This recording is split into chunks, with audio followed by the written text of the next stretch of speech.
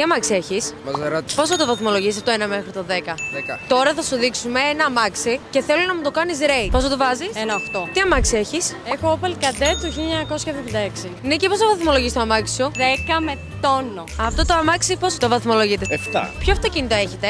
Έχω Mercedes. Πόσο το βαθμολογείτε? 10. Τώρα θα σου δείξω ένα αμάξι και θέλω να μου το κάνεις rate. Από το 1 μέχρι το 10 πόσο το έβαζε, ρε παιδί μου? 9,7. Ποιο αυτοκίνητο έχεις?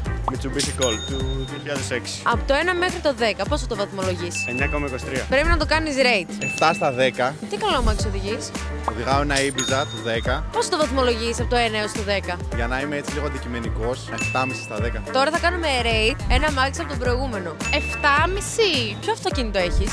Peugeot 208. Πόσο το βαθμολογείς από το 1 έως το 10? 10 τόπι είναι. Το αμάξι της φίλης σου πόσο rate το κάνεις? Δεν μας ακούει, για πες.